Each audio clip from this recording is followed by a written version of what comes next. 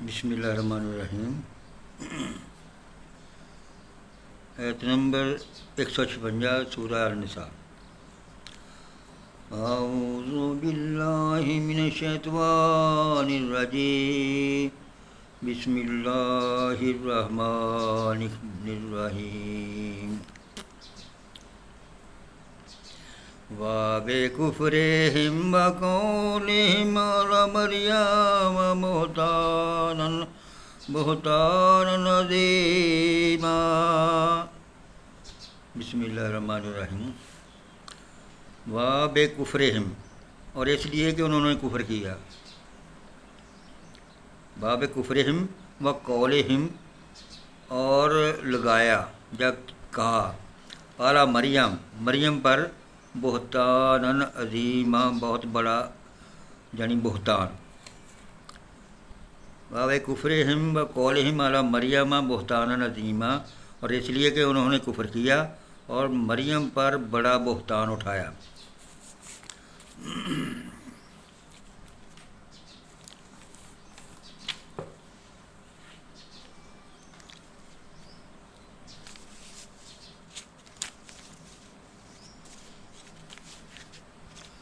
یعنی پھر اپنے کفر میں اتنے بڑے کہ مریم پر سخت بہتان لگا دیا۔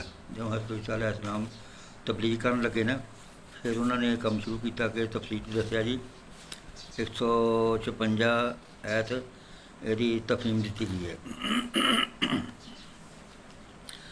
حضرت عیسیٰ علیہ السلام کی پیدائش کا معاملہ یہودی قوم میں فی الواقعہ ذرا برابر بھی مشتبہ نہ تھا، بلکہ جس روز وہ پیدا ہوئے تھے اسی روز اللہ تعالیٰ نے پوری قوم کو اس بات پر گواہ بنا دیا تھا کہ یہ ایک غیر معمولی شخصیت کا بچہ ہے، جس کی ولادت معجزے کا نتیجہ ہے، نہ کہ کسی اخلاقی جرم کا۔ جب بنی اسرائیل کے ایک شریف ترین اور مشہور و نامور مذہبی گھرانے کی بن بیائی لڑکی گود میں بچہ لیے ہوئے آئی اور قوم کے بڑے اور چھوٹے سینکڑوں ہزاروں کی تعداد میں ان کے گھر پر ہجوم کر کے آ گئے، تو اس لڑکی نے ان کے سوالات کا جواب دینے کے بجائے خاموشی کے ساتھ اس نوزائیدہ بچے کی طرف اشارہ کر دیا کہ یہ تمہیں جواب دے گا۔ مجمع نے حیرت سے کہا کہ اس بچے سے ہم کیا پوچھیں جو گہوارے میں لیٹا ہوا ہے، مگر جگہ جگ وہ بچہ گویا ہو گیا، اور اس نے نہایت صاف اور فصیح زبان میں مجمع کو خطاب کر کے کہا کہ انی عبداللہ آتانی الکتاب و جعلنی نبیّا، میں اللہ کا بندہ ہوں، اللہ نے مجھے کتاب دی ہے اور نبی بنایا ہے۔ سورہ مریم رکوع نمبر 2۔ اس طرح اللہ تعالیٰ نے اس شبے کی ہمیشہ کے لیے جڑ کاٹ دی تھی جو ولادت مسیح کے بارے میں پیدا ہو سکتا تھا۔ یہی وجہ کہ حضرت عیسیٰ علیہ السلام کے سن شباب کو پہنچنے تک کبھی کسی نے نہ حضرت مریم پر زنا کا الزام لگایا، نہ حضرت عیسیٰ علیہ السلام کو ناجائز ولادت کا طعنہ دیا۔ لیکن جب 30 برس کی عمر کو پہنچ کر آپ نے نبوت کے کام کی ابتدا فرمائی، اور جب آپ نے یہودیوں کو ان کی بدعمالیوں پر ملامت کرنی شروع کی، ان پر علماء فقہا کو ان کی ریاکاریوں پر ٹوکا، ان کے عوام اور خاص سب کو اس اخلاقی زوال پر متنبہ کیا جس میں وہ مبتلا ہو گئے تھے، اور اس پر خطر راستے کی طرف اپنی قوم کو دعوت دی جس میں خدا کے دین کو عملاً قائم کرنے کے لیے ہر قسم کی قربانیاں برداشت کرنی پڑتی تھیں اور ہر محاذ پر شیطانی قوتوں سے لڑائی کا سامنا تھا۔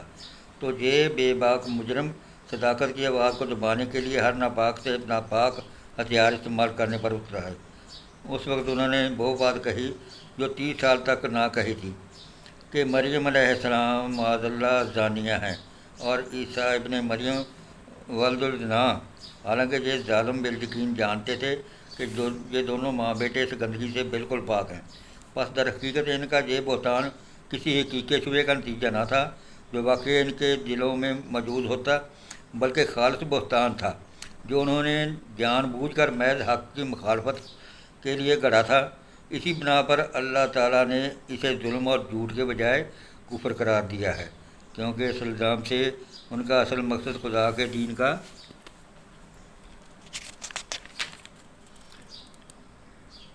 راستہ روکنا تھا، نہ کہ ایک بے گناہ عورت پر الزام لگانا۔ ਮਾਹਰੋਦਾਉਨਾ ਅਲਹਮਦੁਲਿਲਾ ਰੱਬਿਲ ਆਲਮੀਨ। ਜਾਂ ਵਾਰੀ ਤਲਾ ਜਿਹੜਾ ਕੁਰਾਨ ਪਾਕ ਪੜ੍ਹਿਆ ਉਹਦਾ ਅਜਰ ਮੈਨੂੰ ਔਰ ਜਿੰਨੇ ਮੁਸਲਮਾਨਾਂ ਨੇ ਸੁਣਿਆ ਸਾਰਿਆਂ ਨੂੰ ਅਤਾ ਫਰਮਾਏ।